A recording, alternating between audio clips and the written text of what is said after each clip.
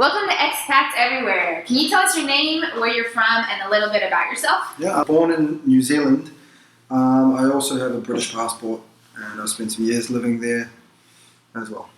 All right, awesome. So what countries have you lived and worked in? I've lived in Australia, Taiwan, Korea, England, and now Saudi Arabia. Okay, Saudi Arabia. What's it like working in Saudi Arabia? It has its ups and downs. It probably covers every single possible spectrum of human emotion. It's extremely satisfying, drives you crazy, and everything in between. Okay, so where do you teach currently? I teach at a university called King Faisal, which is in a small area called Al-Hassa.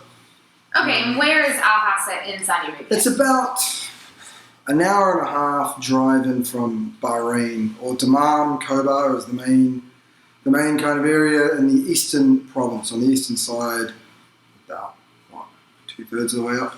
Okay. So it's inland about an hour. Okay, so let's talk about work a little bit. What does a typical day look like for you?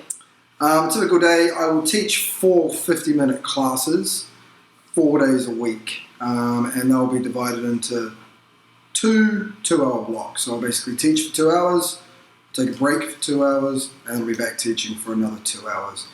These days start very early, 2 days a week. It's a 7:30 start, teaching start, so you're there before that.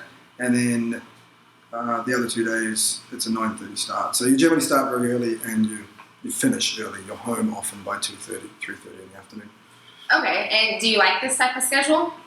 Yeah, well, at first it was a problem for me. I was really not used to getting up early in the morning, and I never thought I'd be the kind of person that consistently would ever do that. But I got used to it. It's amazing how it can be falling asleep at 8 or 9 o'clock at night and waking up at 4:30 in the morning naturally. It's a new thing, but it's fine. Okay, so a lot of people look online for jobs in Saudi, and the main thing that they see is how much money you can make in Saudi Arabia. Can you earn a lot of money? You absolutely can earn a lot of money. Not that I necessarily do by comparison to what other people can make, but for sure there's money. I've heard of jobs going up to teaching jobs in universities that people make up to $8,000-9,000 a month. Wow, okay. Yeah. Mm-hmm. But you're on the lower spectrum of that?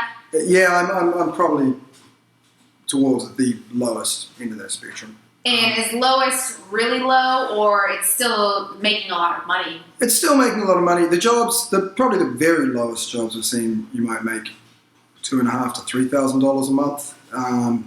Where I work, the average teacher would start on around $3,200, I think, and then it sort of goes up to maybe $4,000, $4,500 from there, depending on how long you've been here and what your other responsibilities are.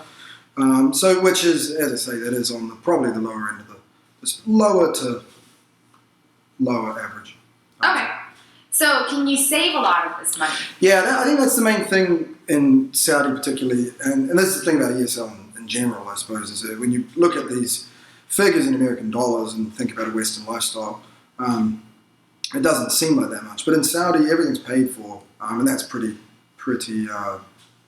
across the board, I believe. Like your accommodation, your power, everything's done. And things are quite cheap here. So in your average month, if you stay in Saudi Arabia and you don't take off to Dubai or Bahrain and blow your money or go on vacation or buy anything, you can get by on, maybe $150 a month or less. Some people probably do $200 maybe. You'll be living very well off that a lot of the time. So at that point, obviously you're saving thousands of dollars. Okay, so if you're saving thousands of dollars, what kind of lifestyle are you living on a day-to-day basis? Well, that's really the catch with Saudi Arabia. It probably comes as no shock that there's not an awful lot to do here. It's obviously quite restricted. You spend your time at home, and you exercise, you watch the movies, you socialise a bit with the people around, and that's really it on a day-to-day basis. If you're male, you can go out to some of the various restaurants, or maybe you go to a mall. But there's very little in the way of real entertainment. So on a day-by-day, week-by-week basis in Saudi Arabia, you're not doing an awful lot. Okay. And that obviously helps you save money. All right, you mentioned that your accommodations are paid for. What are your accommodations like? Pretty good on the whole. They're large apartments. Having lived in Asia, obviously space is an issue there, and people are adjust to living in very small spaces. In Saudi Arabia, space isn't really an issue. So you get large apartments. You generally got an apartment with a separate bedroom, a reasonable sized kitchen, and a large living room on the whole. So they're pretty good. So it's a country where things are often quite cheaply made, and it's obviously quite a harsh environment for any building. And things go wrong. Somebody's going to be prepared to be without water for a period of time or whatever. And I think that's probably wherever you were in Saudi, that would probably happen to some extent, or to a greater or lesser extent. Okay, and do you live around other expats, or you live near other Saudis?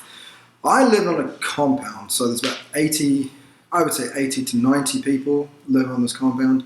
And it's pretty good. I mean, there's a swimming pool and a gym, and there's a football field, and everyone's got their own apartment, and it's quite nicely set up. If you can imagine, I guess it's sort of something between a 3 and 4 star resort with no bar. No bar? Why no bar? Alcohol is illegal in Saudi Arabia, so there are no bars anywhere, including on this compound. So again, it's a pretty simple life. Okay. Well, if someone is planning on moving to Saudi Arabia, how much money should they bring with them just to get started? Depending on sort of what their expectations of life are, really. I mean, a lot of people in the ESL industry have moved around a lot, and often possessions aren't, carrying a lot of stuff around isn't something that they need to do. But I mean, if it's something you feel like you need to immediately come and buy a load of things to make the place comfortable, and you need this and that, then maybe $1,000. But generally speaking, like, you could probably come in with between $500 and $800 would be more than enough to. Your apartment's furnished, where we are anyway, and you come in and you buy a few bits and bobs, and that's it. Okay. So when someone is packing, what kinds of things should they pack as far as clothing? What's the weather like? What do you wear at work? Right, cool. It's hot. Saudi Arabia is a really hot country. The fortunate thing is that it's not humid. It's a really dry heat. So it's 50 degrees Celsius. I don't know what that is in Fahrenheit. I don't operate in Fahrenheit. But 50 degrees Celsius. But it's dry heat. So on the whole, it's not too bad as long as you avoid the sun during the heat of the day. And you're obviously spending all your time in shorts and t-shirts and flip-flops, which is, for me, that's a bonus. Enjoy that. To work, pretty much what I'm wearing now, basically, a shirt and tie, a nice pair of pants, nice pair of shoes. It's the best I've dressed for a job in quite some time. Okay, so guys should plan on packing ties. For sure, yeah, I think so. I think that would be, I think pretty much anywhere you're working here, I think that would be the expectation that you dress quite well. Yeah. Okay. Of course, in the Middle East, this stuff can be cheaply made. You can go to, there's plenty of tailors and that kind of thing, so you can come over here with a minimum of stuff and then very quickly stock up on that kind of stuff. It's not a problem to get it here. Are there any things that maybe you can't find here that you should definitely bring? I was really surprised in coming to Saudi how available everything was. I mean, every country, probably, I think phones, you'd probably be better off buying them almost anywhere else, and technology perhaps. But I mean, everything's pretty much available. And you go, even the supermarkets, you can get pretty much everything you want for the most part. So I don't think there's anything. I'm trying to think if there's something you did see. Not really. I mean, I guess winter clothing. Winter clothing would be something that's harder to come by here if you're looking at, going on a skiing holiday from here. That could be problematic, but outside of, surfboard or something. But, no, for the most part, you can pretty much get everything you need here. All right, what about safety? Do you think that Saudi Arabia is a safe place to live? Relatively speaking, yes. I mean, the first year I was here last year, which was 2000, I came here in 2013 to 2014, and just walking around the streets was considered a pretty safe thing to do. You walk around and far safer than probably your average Western country, and it wasn't something we thought of. I know back in 2004 and around that time there's a lot of problems with Western compounds in particular, even being attacked and that kind of thing.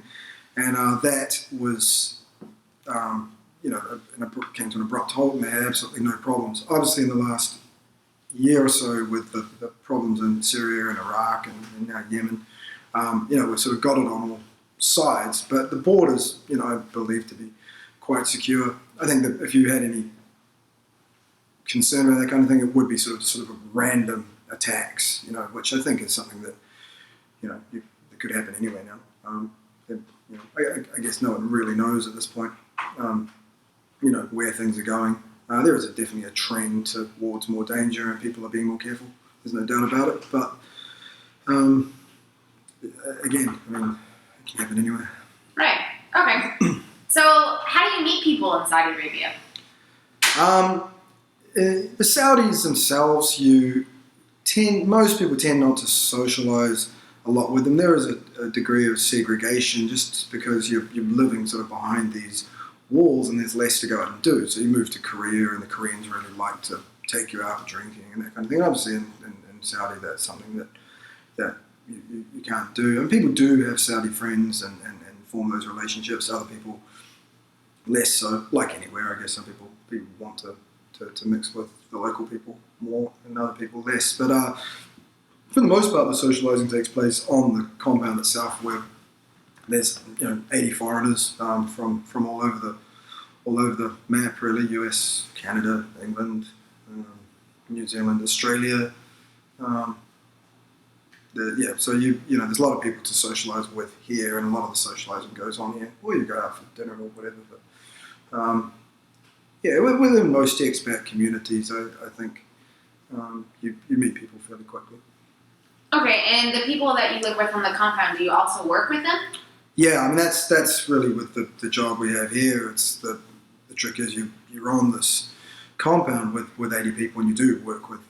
Last year it was all of them. It's now changing a little bit, where there's people that are coming to live here that we don't work with, and they're in other parts of the university, or in some cases other businesses altogether. But for the most part, they're the people that I work with. The women are obviously segregated, and they do their own thing, but they're still part of the same program, so we still do interact with them in a professional basis. And the men, you're working with them. You're often sitting beside someone in an office, sitting beside them on the bus, and then quite often, at a dinner party with them that night.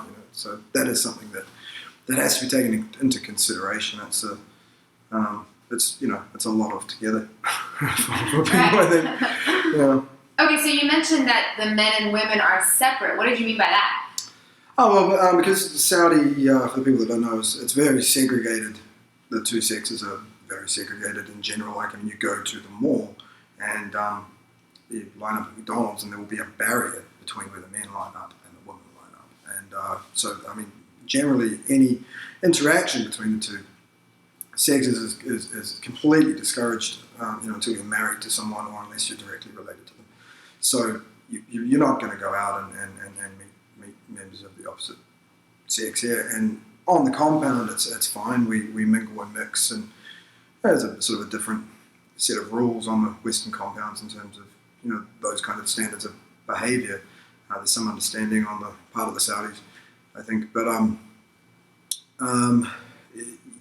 what it does mean is when you go to the university, in the classroom, there's a men's campus and a female campus. And if I was to walk onto the female campus, or within a certain range of it, I'd be arrested probably on the spot. It's something they take very seriously.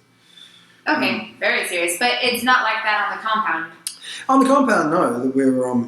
We all, as soon as you walk into the compound, there's security. As you come into the compound in a vehicle, they'll generally check for bombs and all that kind of thing under the vehicle, and we now have identity cards, so people know who are coming and going. And once you get in here, there's no sort of standards of dress or behaviour. Obviously, the normal rules and laws of Saudi Arabia, for the most part, apply. But the thing about men and women mixing doesn't seem to. And that, from what I can understand, that's true of the Western compounds throughout the country, more or less. Okay. Do Saudis live on these compounds? No, they don't. They, probably in some cases they do. They don't on this one. Okay. And then earlier you mentioned getting on the bus. Do you take public transportation to work, or how do you get to work? No, they provide transportation to work. There's a bus. A small bus, a van that takes us all off to work every day and drops us all off. There's also regular grocery trips and trips further afield to more elaborate malls and that kind of thing. So I mean, you can get around if you obviously. Then you want to go and do your own thing. There's taxis are available. There are people that live on the compound that do have cars. Women cannot drive, so but some of the men do have their own cars. They buy them or they hire them by the month. And there's also they now have a guy who sort of every hour in the afternoons will go to a select number of destinations for people. Okay, so the compounds provide private vans and buses to get you to places. Yeah, basically. It's not so much like you call up and you get your private driver takes you wherever you want to go, but certain times, certain places, you can get to those, and you know when those are and where you need to be to get, and where you need to be picked up from and all that kind of thing. Okay, so earlier you said that there's really not much to do. So what kinds of things do you do for fun? I'm pretty lazy, and truth be told, I mean, when I'm in a place where there's things to do, I'll do them. But you become quite accustomed to sitting around. It's easy to become very, very lazy here. I think when you first come here, it seems strange to sort of be living in this box, which is sort of somewhere between as I said, a decent hotel, part prison, part boarding school. But I mean, I don't know how you could describe it really, but it was strange, and you sort of always felt the need to get out. And then now I somehow seem to have adapted to it, where it's become quite normal for me to sometimes go for days, even a week at a time, without really even leaving the compound. What do? Watch a lot of movies, watch a lot of TV, I read, spend a lot of time just talking to people, chatting, going around to different people's places. A lot of people get really into cooking, so you often find yourself, invited to dinner. I've never been so well fed in my life, I don't think, in terms of getting just meals from various places. I hardly ever seem to even cook anymore. So I mean, it's a nice community, and then you obviously you get all kinds of people here, and you have to learn how to fit in with them, and you're in a position where you can't just say what you want. Which can be frustrating at times, but I found it quite a good opportunity for growth in that way, actually. Interesting. Okay, so let's change it up a little bit. Do you think that Saudi Arabia is a good travel hub? Travel hub? Oh, so you mean in terms of somewhere to travel from when you're living here? Yeah, is it easy to get places? Are there good places to go to that are near Saudi Arabia, the countries? Yeah, I think so. I mean, depending on the countries that you're interested in, but really it's got to be one of the best places to travel from in terms of your position in the world. If you think about it, you're in the middle of the world. So, I mean, from here, you can there's obviously the Middle East, and then you've got Africa right there, you've got Europe just up there, and I mean, it's not, too out of hand to get to Southeast Asia. So really, Australasia and the Americas are the two places that are probably too far to go and too expensive to go to. But outside of that, you can get almost anywhere for well under $1,000 for the most part. To spend more than $700 on an air ticket to anywhere else. I think South Africa, is a bit more expensive. Spain, for some reason, seems to be more expensive than Morocco. But for the most part, between $400 and $800, you'll get anywhere. And the other thing about this particular job and many of them in Saudi is they give you quite a lot of time off. So you have the financial resources or the discretionary spending money to be able to, and you can justify getting out of here. So a lot of people here do travel an awful lot. It's amazing. Okay. So all in all, what would you say are some pros and cons of living in Saudi Arabia? Well, I think probably the main reason people come here is for money. First and foremost, people obviously don't necessarily do it entirely for that. They're generally people that want a different kind of experience as well, or are interested in the region for some other reason, or interested in traveling. I just found that I was able to save money, travel, and get good work experience working at a university, which the qualifications that I currently have, it would have been difficult for me to do that in a lot of other places. So it sort of ticked 3 main boxes really, and I thought it was going to be a huge sacrifice when I got over here, and I found it to be considerably easier than I'd expected. But again, I mean, it's one of those things, you roll the dice. It depends where you end up. And it's one of those places that if you end up with the wrong job, then that probably could be pretty difficult. But if you get the right job, then I think it can be quite a good experience. All right, great. Well, thank you so much for telling expats everywhere about Saudi today. No problem.